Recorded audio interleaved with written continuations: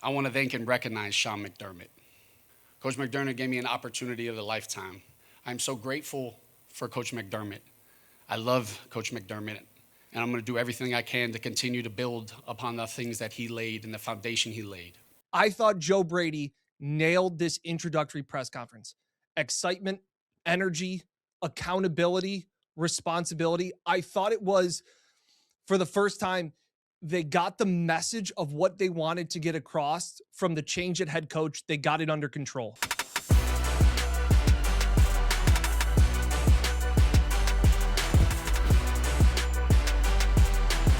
Now, from the Connors and Ferris podcast studio, this is the Buffalo Plus podcast. Hey, everyone, and welcome back to the Buffalo Plus podcast, here located inside the beautiful Connors and Ferris podcast studio. Mike Catalana, Dan Faith, sitting inside of Jenna Cottrell's seat because the birthday girl, well, she has plans. She made reservations. She's got reservations. Well, Zach did. Yes. The husband did, yes. So she was up there with us today in Buffalo as we were there for Joe Brady's press conference, as well as Josh Allen speaking, Brandon Beane also talking. So we'll get into all of that, our reaction to the press conference, what Josh Allen had to say, all of that and more. Be sure to like, comment, and subscribe. Really appreciate the support we've gotten to over the last few videos. I think people have been very kind in their comments. We read a lot of the comments. Yeah, which I really appreciate because I think you get what we are. You know, sometimes if people just drop in, maybe they don't get the vibe of our podcast. We always want to be honest with you in any way possible. And this was not a great week and a half for the Buffalo Bills leading up to this. Yeah. From the time they fired Sean McDermott, no matter your thoughts on whether Sean should have gone or not, from that point going forward, not great. Their messaging was not great. That news conference was bad. A lot of those things. Today, it turned around a little bit. Yeah, it did. And the other thing we also want to get to right off the top, Josh Allen was there at the press conference today for Joe Brady, supporting his guy on crutches. Walking boot. And a walking boot. He apparently had broken a bone in his foot, which we were all suspecting he had some type of injury that he was dealing with this season. It was something with his fifth metatarsal. He was asked to spell the word. And it wasn't me who asked the question to spell it. Matt Bove did. Friend of the pod. Now, Josh is a very bright guy. I think he spelled it correctly. Nailed it. Yeah. I would hope so. I think if you had the surgery on it. Could you have spelled? Not a chance. Yeah. Not a chance. Well, you would have gotten fifth right. I would have gotten fifth right. But yeah, he said it was just a standard procedure, cleaned up, got the bone removed, and then they said they took the bone out and then fixed it up. Those were his words. That worries me. He said that if they had a game this week, he would have found a way to play. That's a little shot at Bo Nix, isn't it? A little bit. Hey, Bo. Also, the fact that he said... first of all, I think he would have played. He would have found a way.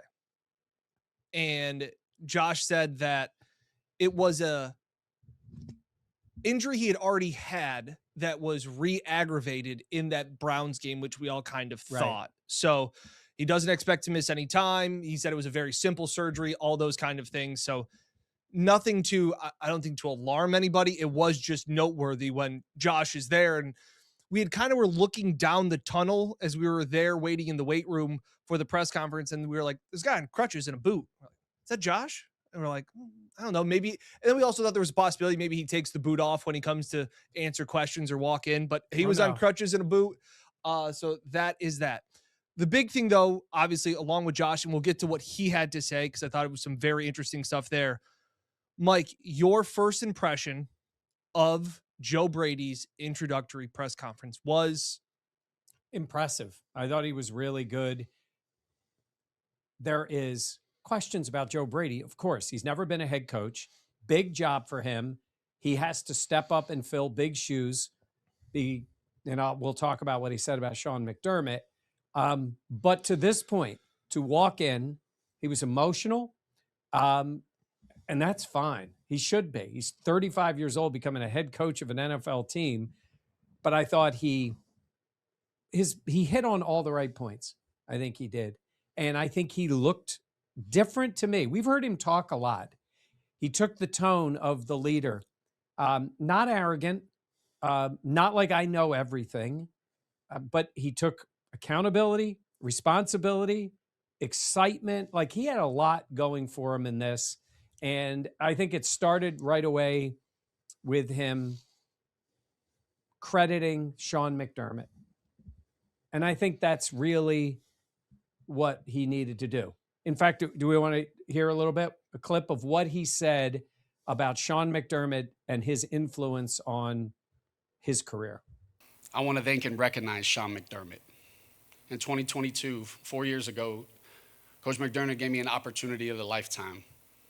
I had an opportunity to come here, coach for the Buffalo Bills, and coach Josh Allen. I took immense pride in that.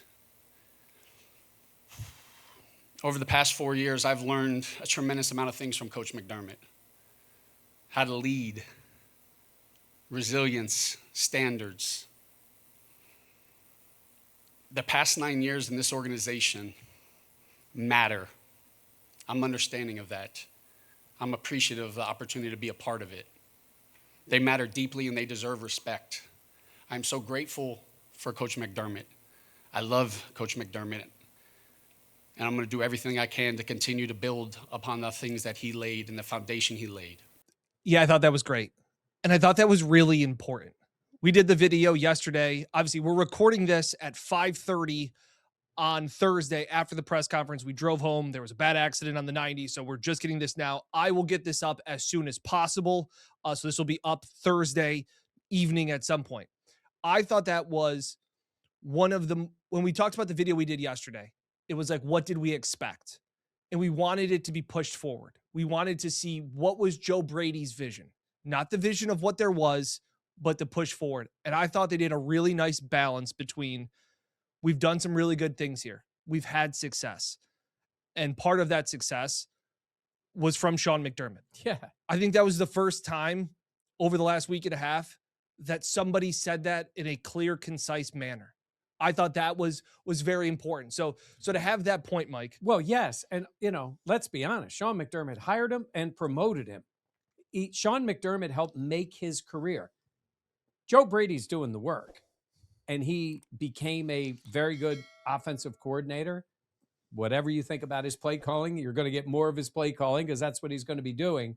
But I thought to recognize that in a room, in a place where the message has been, we needed to move Sean out. And they did.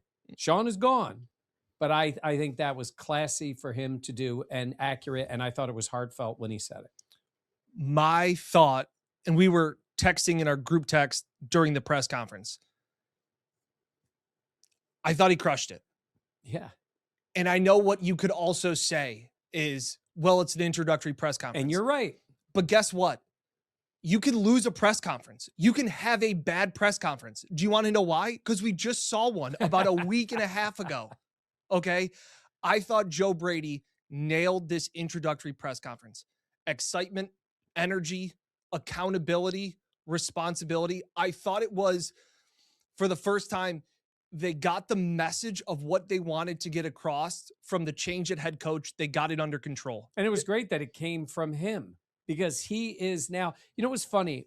When Brandon Beane went up there and spoke and introduced him, and Beane is the one who led the search. I mean, I think he's very influential in obviously who they ended up picking. It felt a little odd to see Brandon Beane in that spot because they haven't introduced new coaches. Yeah. Terry Pagula was there, obviously, and did not speak publicly. He needed to take a pitch for this one after last week. It's like, didn't even introduce him. No. Sat front row. So that was Brandon's job. And then he did that. And to your point of, he did show that. By the way, what were the drinks that he was talking about when he said? He said cappuccinos, Gatorade Fast Twitch, yeah, and energy drinks. Yeah. Like he is wired. Like he's ready to go. But I think he expressed that. And it's funny, we mentioned the Sean stuff. He said, thanking Sean, what he did for me. And then he flipped that switch and said, but now it's about moving forward. And I think that's a fair, right thing to do. Thanks, Sean. Move on. And I thought what I liked too was, you're always going to hear a coach say, like, it was a little bit of coach speak of, I didn't want to just be a head coach. I wanted to be the head coach of the Buffalo Bills, right? But he said, I didn't take this job to shy away from expectations. I know what I signed up for. That to me was really on point. And you also have to give him credit for this. You know, a lot of times somebody says something like that and you're like, well, they hired you. He did interview with what, 5 other teams? At least, yeah. Like teams wanted at least talk to him, however far it got. And then the Bills ended up hiring him. I thought it was interesting that Beane said they approached him like they didn't know him. And I believe that. I believe they did that because that had to be fair to Joe, because there would be a tendency to think you know. And Beane said, there's some things I know that I know Terry doesn't know, or some of the other people in the room. So let's just bring him in here and let it go. And then he said at one point, they were like, hey, we got to get Joe back in. Here's a bunch of other questions. Because Joe was the questions. first interview they had. Right. And Ryan Fitzpatrick kind of talked about it too, that not to say that Joe was an afterthought, but we even kind of mentioned the fact that we thought maybe Joe was just getting the interview because, you know, it's the guy. He's been there. He's been there. And Joe said he called his agent afterwards and was like, that wasn't just getting the, hey man, you're here, we'll interview you. Yeah. And I actually liked that approach, because not in the building, not in the interview room, like how do you balance all of that of guys that you don't know anything about, guys that you have some familiarity with? He even talked about with Brian Dable. They know Dabes. He's like, talk to us like we don't know you. Explain all of those things. I think that's a very adult, mature way to go through the process that I actually liked, where I thought at times, okay, you don't get a ton of insight into that room. Like we were asked Joe Brady about the question, you know, you will make changes and things need to be changed and tweaked.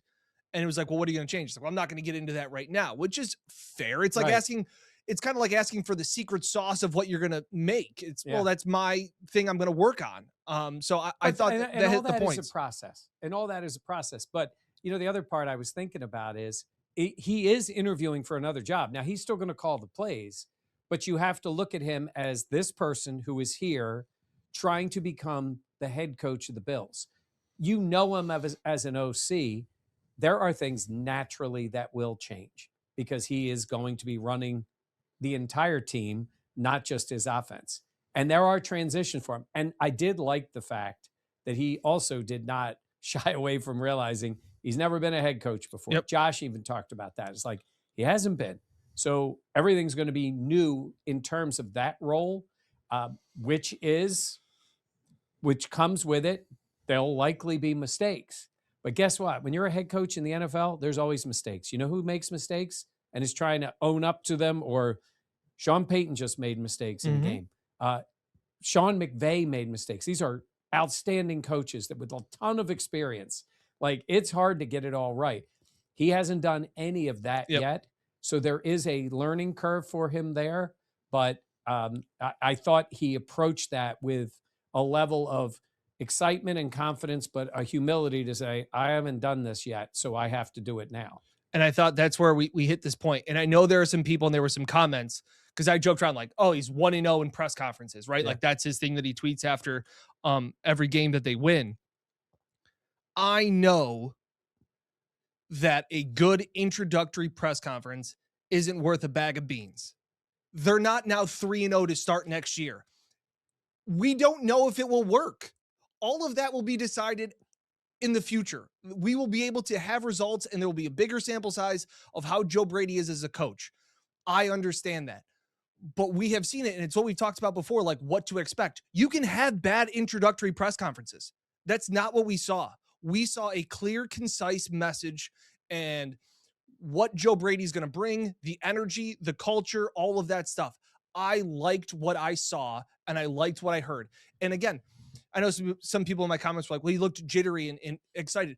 Yeah, I think that's part of what excites you. Yeah. Like, and again, I think we see Joe Brady on Mondays after games, and it's a little bit mellow. You know, he's kind of controlled. But we've heard about the energy and the juice that he brings from players, from the meetings that he talks about. I liked getting to see that, and that's what I would have thought if you got a Grant Udinski, or a Davis Webb getting an opportunity to see a guy be excited for this opportunity, this challenge in his career. I liked. Again, it doesn't mean now that they're 5-0 to start next year. All of that will be decided later. But for one day, I thought the Bills got it right for Yeah. the first time in a week and a half. The Well, message, especially- the narrative, I liked. Well, they rarely get the narrative wrong. They rarely look disjointed. They rarely look, and I tweeted after that news conference that it looked like the drought days. It was a bad day. And what did we say? This can become, in hindsight, at least as far as the way the organization looks, like just a bad day and a bad news conference. I still don't agree with them firing Sean McDermott, and we'll all see if Joe can coach, but they needed a good day. I will have to say, Dan referenced it was in the weight room. It's a pretty spectacular weight room. Like, their facility there is top notch, and they dressed it up, and it was a great setting, I thought. They've done it in the field house before, which is very big, sort of cavernous for that. Mm-hmm. And I thought this was a better spot for it. It was big. Yep. It felt big. But so when you reference the weight room, it's kind of funny because, by the way, the Bills used to do their post-game news conferences in the weight room that they had in the stadium. When the Bills played the Raiders at the Coliseum in Yeah. 2016, they had their visiting media. We were in the weight room. Like, we Yeah. were sitting on benches. Yes. Like, Which is kind of funny. Yeah. This looked first class. It was Yep. done well. They got this right. And like you said, they needed a little comeback in now, and we are still in, Yeah. January. They needed a little comeback. The work is just starting. They got coaches to they got a lot of stuff to do, but I'm going to give them this. This was a really good day, and it doesn't, to Dan's point, it doesn't mean anything until they actually start doing the job. correct. But it was good to see him look like a guy who could do it. And by the way, he will get much better at media stuff in terms of he was good today in the excitement. He's going to be doing media with us when the season starts 4 days a week. Yeah. Like, he's going to get a lot of time to get comfortable in doing that. And just to make another point, Maz Vids made a comment, and I sent it to you guys in our group text, but just the fact of, we appreciate the comments, we read them, all that stuff. Some guy, Maz Viz, said, if you guys read my comments and pay attention, you already know I'm extremely critical of your coverage in the past. I often troll your comment section. However, your coverage of this transition has been nothing short of stellar. I'm a big McDermott stan, admittedly, and I greatly appreciate the fact that you guys, especially Mike, have not towed the company line and dumped on him like so many other people. You've earned respect from me. That's what we're trying to do here. We're calling a circle, a square, a square. What they did today was a win. Just like what they did the other day was a loss. Right. So again, for people that are saying, oh, now you're all agreeing with it, it was a good press conference. Yeah. Why can't we just, I think it hit all of the right notes. It's the equivalent of saying, I like the way the uniforms looked. They They look cool. They didn't win a game or lose a game because of the uniforms. Yes. And again, the results will be between the lines starting in September. All of those things. But I thought that was an important point to hit. And I just wanted to make that I'm clear. with you on that. Like I said, it was a good day for them. It gives some momentum in the building. You could tell a lot of staff were there. A lot of people were there. People were, they were stung a little bit of how poorly the announcement of Sean being gone, like the news conference and all of that went, and even the announcement of the hiring of Joe. I would think whatever level people were on Brady, it definitely would have gone up today. Doesn't mean it's 1,000%. Doesn't mean you didn't want somebody new. I thought he approached it almost like he was new. Yeah. Like it was way more felt like a different version of Joe Brady. So Yeah. I was happy for him today. He's earned the right to have a good day, and it was a good day. All right. So the other news was obviously Josh on crutches in a walking boot. And then he spoke to the media for the first time since we saw him in tears in Denver. And I thought it was also a very insightful conversation with Josh. Very let's start the matter way of he fact. started too. He was asking, he was like, when he found out about Sean, Yep. he was like, Terry Pagula called to tell me. I believe he said the first thing I did was get on the phone and call Sean McDermott. And he talked about his relationship with Sean. So you can have that, and you can be upset for your coach and your, I'll say friend. I mean, it's certainly friendly. Like when I say friend, like I do think they can be friends now because he doesn't coach them. But I thought that was great to hear out of the leader of the team. Yep. What Sean meant to him. but then basically transitioning to, okay, now we got to move to this next step. By the way, I wanted to say I'm wearing a sport coat. I did not get dressed up. I got dressed up because it was Jenna's birthday. Yes. I like that shirt. Yeah, thanks. Yeah. I thought what was interesting too, to get again a little bit of Josh's perspective of being in those interviews. Again, Josh didn't have the end all be all say like we all kind of assumed. Like we said, like we called it as it is. I think he gave an idea. Brady even said that Josh was stoic. He didn't talk to him for the week that he was being interviewed. That was cool. And the fact of, hey, like was really trying to remove himself. Josh said, Josh told Joe, I didn't get you this job. You got yourself this job, and that kind of thing. And obviously it was very much Joe's message also was, I had tweeted out, he got kind of emotional talking about the players. I'm so lucky that not only do I get to do what I do, but I get to do it with you guys, all of those kind of things. But I thought Josh funny said, I'm sitting in on these interviews, but I'm not the one making the decision. It was a little awkward at first. He said it took him back to when he was at the combine and you're going through all these interviews. And sometimes you're like, what am I doing here? Yeah. Like what, kind of balancing that. I'm glad it was awkward for him. Yeah. It should have been, but Beane was great when he said that. I thought when he was like, well, if we didn't have Josh there, it would have felt weird. Like people would have been like, well, why wasn't Josh there? I think it appears they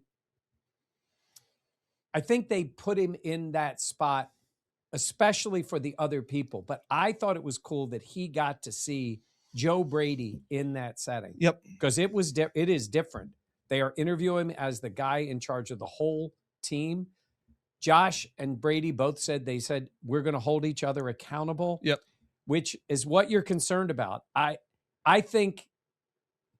hope this is what Joe Brady can become, where he is still tight with Josh. Mm-hmm. Like Sean McDermott respected Josh. They were close. Yeah. But you still got to be the coach.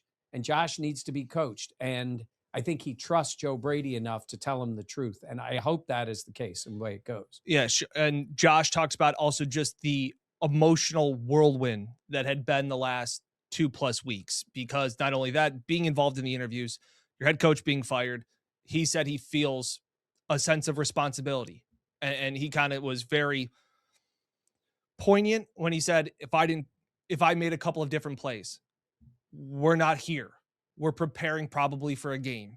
And he goes, and I truly believe that. And he also said that, because you asked Brady about, hey, the failures in the proverbial playoff wall that you've hit. Joe Brady's been associated with that. And Joe Brady said, those 5 turnovers are on me. He goes, when the players play well, they get the credit. When they don't play well, I take the blame. I liked that message. I liked that message a lot. Josh kind of echoed that message of, hey, kind of like what he said when Ken Dorsey was fired. Like, I bear some of that responsibility. Brandon Beane, to his credit too, also acknowledged that too, with the Sean McDermott kind of points, all those things. And I think every time he says that, he gains a little bit more favor back with the fans. Like, don't be combative with radio hosts that are being a little bit nitpicky and addressing these things. Understand that your roster has flaws, that it needs to improve. I don't think that's some hot take. So I like those points, but Josh talking about the surgery, being in on interviews, all of these kind of things. And he says he's still trying to process all of it. It's a lot. Because the last time we heard him and he said, this loss is going to stick with me for a long time, as he was, crying after the Denver game. And he's like, I'm still replaying those things. And he said he was still replaying a lot of the plays that have been in the elimination playoff games. Those ones, he goes, those are still going through my head. Yeah.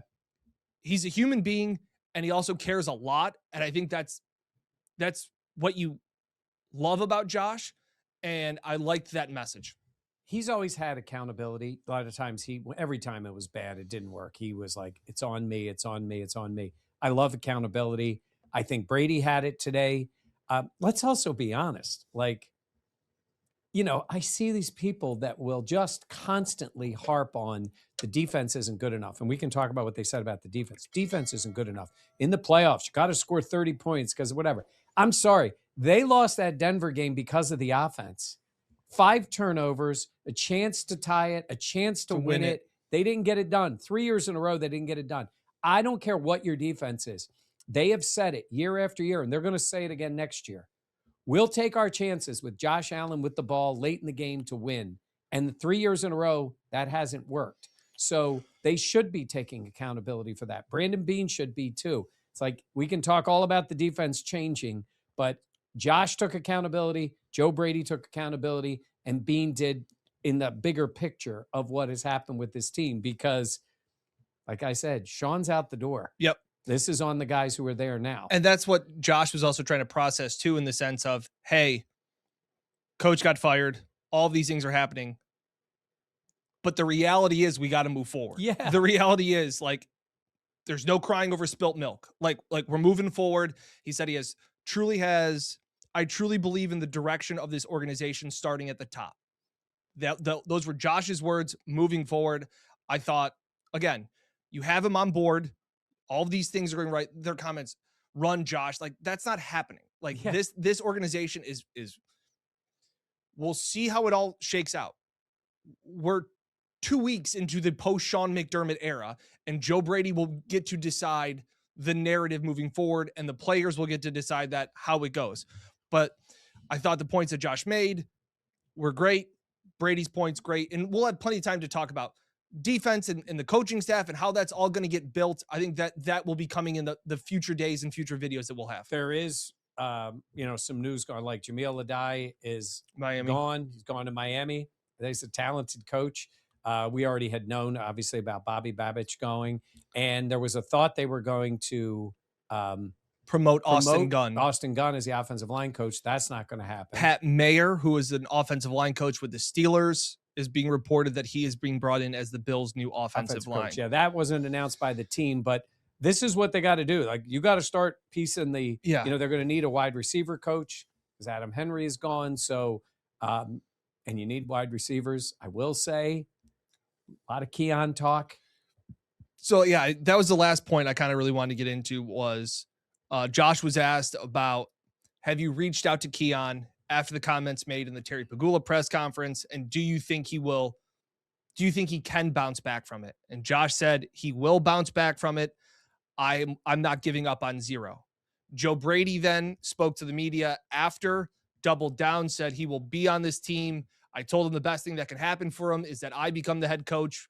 Like, they are still in lockstep right now with what's going on. I think it'll be interesting to see how this plays out. It doesn't make any sense to sit there and go, Keon's not going to be on our team anymore. We're going to move on from him. Like, nobody wins in that scenario. So I think there still is a lot to be said. It doesn't mean that Keon's going to be their number one wide receiver next year. They still know they need to address the position. At least I believe they know they need to address that position. It was just another interesting note to put on from today. Look, they got issues with this roster, right? No matter what they've been telling everybody, they have issues with the roster. Wide receiver is one of those. They got guys who got paid too much money who should be gone. Keon doesn't make a lot of money. Bring him back. Bring him to camp. Bring him through the spring. See what you got. But at some point, if it ain't working again, get rid of him. But they're trying to be positive now. We'll see. I'm not buying any of it till we see it on the field. Yeah. I think you feel the same way. Overall, better day for Bills fans, Yeah. for the Bills organization as a whole. Let us know what you guys think about the Joe Brady stuff. Plenty of clips on our social media, YouTube Shorts, TikTok, Instagram, all that stuff, as well as our Twitter pages. We're working. Jenna's out to dinner for her birthday. Yeah. Hey, Buffalo Plus, life advice. Yes. It'd be like, hey, what happens if it's your coworker's birthday and that you need to podcast? And we have to run back and drop her off at her car so she can go to dinner with her husband. She's going to hate this part of the pod. Really? Well, she'll watch it right to the end. She'll watch it right to the end. Yeah. We'll see. Nah, we love her. Happy birthday, Jenna. Happy birthday to Jenna. Her I don't wanna say her how- 26th birthday. I don't wanna say how Unbelievable. old she is. But, I mean, Unbelievable. All right. she's gaining on me. Yeah, that will do it for us. We will have plenty more content, especially starting next week. Some time off. Jenna's birthday weekend. Yeah, it goes the whole week. The whole weekend. Time with family as well. So be sure to like, comment, and subscribe. Continue to share it with all of your friends. Really appreciate all the comments, all the likes, all of the ways we continue to grow Buffalo Plus. And St. Elmo's is not too far away. Indy. Scooters. That's it. For Mike Catalana, I'm Dan Fades. For the birthday girl, Jenna Cottrell, thank you so much for watching the Buffalo Plus podcast. Awesome. All right.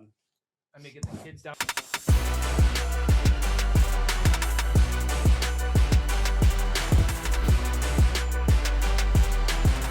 Now, from the Connors and Ferris Podcast Studio, this is the Buffalo Plus Podcast.